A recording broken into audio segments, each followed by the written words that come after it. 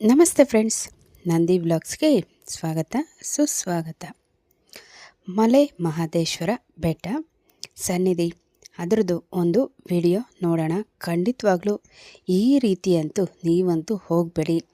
ಪೂರ್ತಿ ಡೀಟೇಲ್ಸ್ ತಿಳ್ಕೊಂಡು ಹೋಗಿ ಏನು ಅಂತ ನೋಡೋಣ. ಮುಂದೆ ವಿಡಿಯೋದಲ್ಲಿ ತಿಳಿಸ್ತಾ ಹೋಗ್ತೀನಿ. ತುಂಬ ಚೆನ್ನಾಗಿರುವಂತಹ ಪ್ರಸಿದ್ಧವಾದಂತಹ ಸ್ಥಳ ಅಂದರೆ ತಪ್ಪಾಗಲಾರ್ದು ಮಲೆ ಮಹದೇಶ್ವರ ಬೆಟ್ಟ.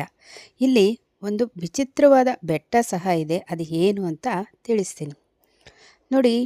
ಇಲ್ಲಿ ಬೆಟ್ಟ ಎಲ್ಲ ಬೆಟ್ಟನೂ ಅಷ್ಟೇ, ಹತ್ತುವಾಗ ಅಪ್ ಇರುತ್ತೆ, ಇಳಿಯುವಾಗ ಡೌನ್ ಇರುತ್ತೆ. ಆದರೆ ಇಲ್ಲಿನ ಬೆಟ್ಟ ವಿಸ್ಮಯನೇ ಬೇರೆ. ನಾವು ಮೊನ್ನೆ ಒಂದು 15 ದಿವಸಕ್ಕೆ ಮುಂಚೆ ಈ ಮಲೆ ಮಹದೇಶ್ವರ ಬೆಟ್ಟಕ್ಕೆ ಹೋಗಿದ್ವಿ. ಮೆಜೆಸ್ಟಿಕ್ಕಿಂದ ಇದೆ ಬಸ್ಸು ಅಂದ್ಕೊಂಡು ಮೆಜೆಸ್ಟಿಕ್ ಹೋದರೆ ನೋಡಿದ್ರೆ ಅಲ್ಲಿಂದ ಸ್ಯಾಟ್ಲೈಟ್ ಬಸ್ ಸ್ಟ್ಯಾಂಡು ಅಂತ ಹೇಳಿದ್ರು. ಆ ಟೈಮಿಂಗ್ಸ್ ಗೊತ್ತಿಲ್ಲ, ಅದ್ರ ಮೂಲಕ ನಾವು ಹೋಗಿ ತುಂಬಾ ಪಾಡ್ಪಟ್ವಿ ಅಂತ ಹೇಳ್ಬೋದು. ಅಷ್ಟೊಂದು ಕಷ್ಟಪಟ್ಕೊಂಡು ಅಲ್ಲೇ ಸ್ಟೇ ಆಗಿ ಬಸ್ ಬರೋ ತನಕ ವೆಯ್ಟ್ ಮಾಡಿ ಬಸ್ಸು ತುಂಬಾ ಸಾಕಾಗೋಯಿತು. ಹಾಗಾಗಿ ಹೇಳ್ತಾ ಇದ್ದೀನಿ, ಈ ಮಿಸ್ಟೇಕ್ ಅಂತೂ ಖಂಡಿತವಾಗ್ಲೂ ಮಾಡಬೇಡ್ರಿ. ಟೈಮಿಂಗ್ ಸಹ ಹೇಳ್ತೀನಿ ನೋಡಿ. ಇವಾಗ ಹಪ್ಪೆತ್ತಾ ಇದ್ದೀವಿ ಬಸ್ಸು, ಹಾಗೆ ಡೌನು ಸಹ ಇಳಿತೀವಿ. ಇದೇ ಒಂಥರ ವಿಸ್ಮಯವಾದ ಬೆಟ್ಟ ಅಂತ ಹೇಳ್ಬೋದು. 3 ಸರಿ ಹಪ್ಪೆತ್ತೋದು, 3 ಸರಿ ಇಳಿಯೋದು ನೋಡಿ. ಇದು ಇಳಿತಾ ಇರೋವಂತಹ ಬೆಟ್ಟ ಆಗಿರುತ್ತೆ. ಅಂದರೆ ಇಳಿತಾ ಇರೋದಲ್ಲ, ಮೇಲೆ ಹತ್ತುತ್ತಾ ಇರೋದಕ್ಕೆ 3 ಸರಿ ಹತ್ತಬೇಕು, 3 ಸರಿ ಇಳಿಬೇಕು. ಈ ರೀತಿಯಲ್ಲಿ ಬೆಟ್ಟ ಅನ್ನೋದು ಮಲೆ ಮಹದೇಶ್ವರ ಬೆಟ್ಟ ಅಂತೂ ಮಾರ್ಪಾಡಾಗಿದೆ. ತುಂಬಾ ಚೆನ್ನಾಗಿದೆ ಇಲ್ಲಿ ನೋಡೋಕ್ಕಂತೂ ಬೆಟ್ಟ. ನಾವು ಸುಮಾರು ಬೆಳಗ್ಗೆ 8 ಗಂಟೆ ಸಮಯ ಆಗಿತ್ತು ಈ ಬೆಟ್ಟ ಹತ್ತೋ ಸಮಯ ಅಂತೂ. ಬೆಳಗಿನ ಜಾವ 3:15ಗೆ ಬಿಟ್ಟಿತ್ತು ಸ್ಯಾಟ್ಲೈಟ್ ಬಸ್ ಸ್ಟ್ಯಾಂಡಿಂದ ಬಸ್ ಅಂತೂ. ಗೌರ್ಮೆಂಟ್ ಬಸ್ಸಿಂದನೇ ನಾವು ಹೋಗಿದ್ದಿದ್ದು ನೋಡಿ. ಇಲ್ಲಿ ತಲುಪೋ ಅಷ್ಟೊತ್ತಿಗೆ 8:30 ಆಯಿತು. ಇಲ್ಲಿ ದೇವಸ್ಥಾನ ಕಾಣ್ತಾ ಇದೆ ನೋಡಿ, ಅದೇ ಬೆಟ್ಟ ಮಲೆ ಮಹದೇಶ್ವರ ಬೆಟ್ಟ ಆಗಿರುತ್ತೆ. ಹಾಗೆ ನೋಡಿ, ಮಲೆ ಮಹದೇಶ್ವರ ಸ್ವಾಮಿ ದೇವ್ರನ್ನ ನೋಡಿಕೊಂಡು ನಮಸ್ಕಾರ ಮಾಡ್ಕೊಳ್ಳಿ. ಉಗೇ ಮಾದಪ್ಪ ಉಗೇ ಮಾದಪ್ಪ ಉಗೇ ಮಾದಪ್ಪ ಅಂತ ನೀವು ಸಹ ಮನಸ್ಸಿನಲ್ಲಿ ಹೇಳ್ಕೊಳ್ಳಿ. ಹಾಗೆ ಇಲ್ಲಿ ನೋಡಿ, ರಥಗಳು ಕೂಡ ಚಲಿಸುತ್ತೆ. ಅಂದರೆ ಇದು ಒಪ್ಪಂದ ಅಂದ್ಕೊತೀನಿ. ಈ ರೀತಿಯಾಗಿ ಬೆಳ್ಳಿ ರಥ, ಹುಲಿ ವಾಹನ ರಥ, ಈ ರೀತಿಯಾಗಿ 4 ವಿಧವಾದ ರಥಗಳಿರುತ್ತೆ. ಯಾರನ್ನ ಹರಕೆ ಮಾಡ್ಕೊಂಡಿರೋವಂತಹವರು ಅದಕ್ಕೆ ಇಷ್ಟು ಅಂತ ಶುಲ್ಕ ಕಟ್ಟಿ ರಥನ ಚಲಿಸ್ಕೊಂಡು ರಥನ ಹೇಳ್ಕೊಂಡು ಹೋಗುವಂಥದ್ದು ಪದ್ಧತಿ ಆಗಿರುತ್ತೆ ಇಲ್ಲಿ ಮಹದೇಶ್ವರನ ಬೆಟ್ಟ ನೋಡಿ. ಗೋಪುರ ಅಂತೂ ತುಂಬಾ ಚೆನ್ನಾಗಿದೆ. ಇದು ಒಂದಲ್ಲ ಗೋಪುರ, ಇದು ಹಿಂದುಗಡೆನೂ ಕೂಡ ಇದೆ. ಈ ರೀತಿಯಾಗಿ 2-3 ಕಡೆಯಿಂದ ಇದೆ ಗೋಪುರ ಅಂತೂ. ಈ ಗೋಪುರ ಅಂತೂ ನಿಮ್ಮ ನೆನಪಿದೆಯೋ ಇಲ್ಲೋ, ಜೋಗಿ ಚಿತ್ರದಲ್ಲಿ ಶಿವರಾಜ್ ಕುಮಾರ್ ಅವ್ರ ಅಮ್ಮನ್ನ ನೋಡೋಕ್ಕೆ ಬರ್ತಾನೆ ನೋಡಿ. ಅವರಮ್ಮ ಇಲ್ಲೇ ಕಾತ್ಕೊಂಡಿರ್ತಾಳೆ ನೋಡಿ, ಅದಂತೂ ಎಂಟ್ರೆನ್ಸ್ ಆಗಿರುತ್ತೆ ಆ ಗೋಪುರ ಅಂತೂ. ನೋಡಿ, ಇಲ್ಲಿ ನಿಂತಿದೆ ರಥಗಳು. ಯಾವ ರಥ ಬೇಕೋ, ಯಾರು ಯಾವ ರೀತಿಯಾಗಿ ಹರಕೆ ಹೊತ್ಕೊಂಡಿರ್ತಾರೋ ಆ ರೀತಿಯಾಗಿ ಶುಲ್ಕ ಅನ್ನೋದು ವಿಧಿಸಿ ರಥದಲ್ಲಿ ಎಳ್ಕೊಂಡು ಸ್ವಾಮಿನ ಹೋಗುವಂಥದ್ದು ಪದ್ಧತಿ ಆಗಿರುತ್ತೆ. ತುಂಬ ಸತ್ಯವಾದ ದೇವಸ್ಥಾನ ಅಂತಲೇ ಹೇಳ್ಬೋದು ಮಹದೇಶ್ವರನ ಬೆಟ್ಟ. ಹಾಗೆ ನೋಡಿ, ಈ ರೀತಿಯಾಗಿ ಛತ್ರಿ ತಗೊಂಡು ದೇವ್ರನ್ನ ಇಟ್ಕೊಂಡು ಈ ರೀತಿಯಾಗಿ ಒಂದು ಪದ್ಧತಿ ಇರ್ಬೋದು. ಹಾಗೆ ಸಹ ಮಾಡ್ತಾಯಿದ್ರು ಕೆಲವು ಜನರು.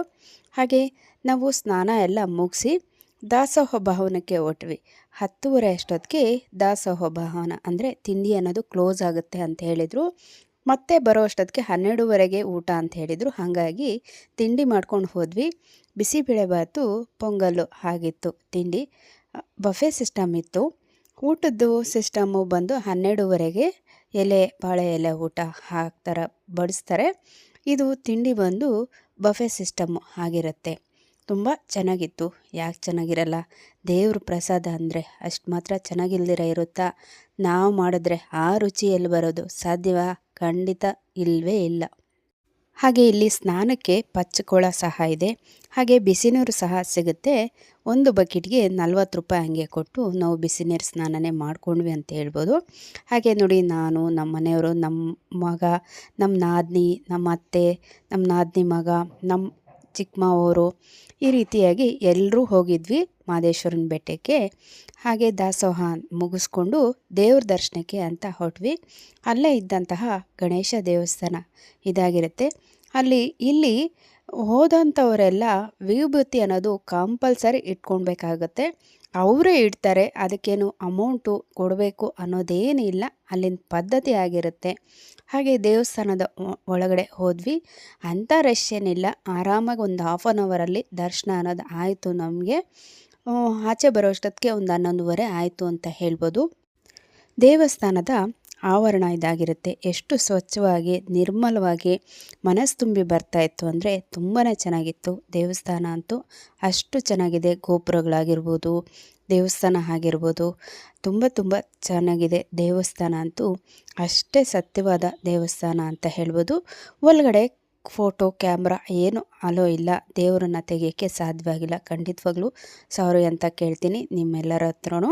ಹಾಗೆ ಮಹದೇಶ್ವರನ ಇಲ್ಲಿಂದನೇ ಗೋಪುರದಲ್ಲೇ ನೋಡಿ ಕಣ್ ತುಂಬಿಕೊಂಡು ಮನಸ್ಸು ತುಂಬಿಕೊಂಡು ಬೇಕಾದ ವರನ ಪಡ್ಕೊಳ್ಳಿ, ಕೇಳ್ಕೊಳ್ಳಿ ಅಂತ ಸಜೆಸ್ಟ್ ಮಾಡ್ತೀನಿ.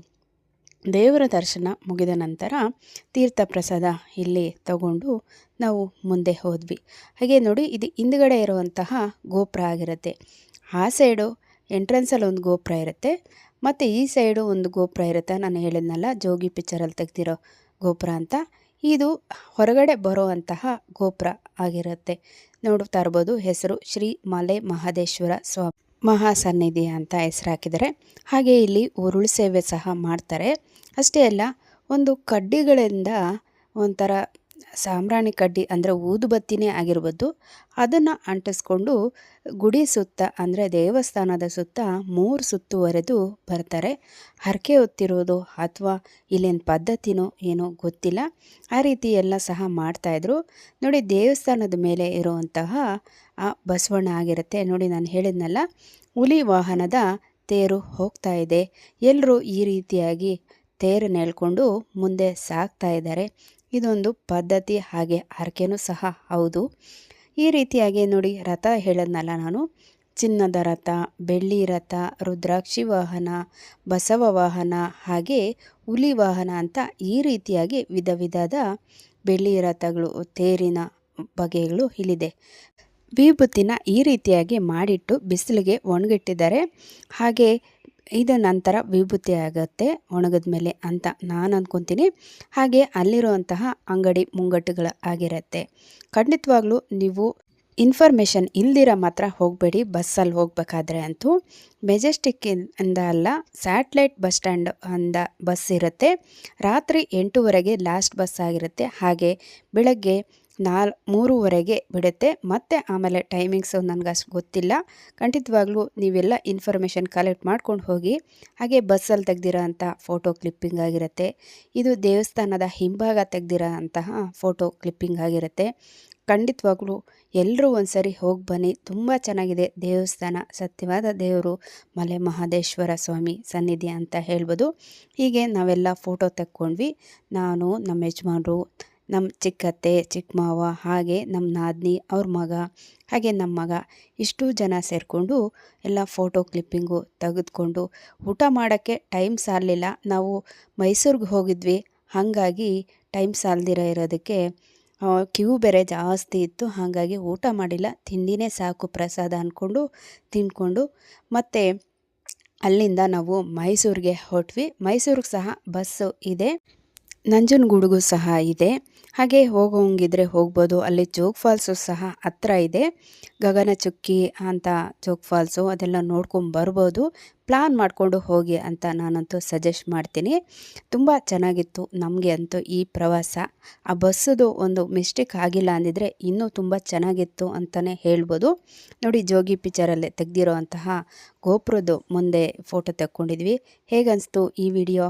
ಹಾಗೆ ಬಸ್ಸು ಚಾರ್ಜ್ ಬಂದು 275 ರೂಪಾಯಿ ಆಗುತ್ತೆ.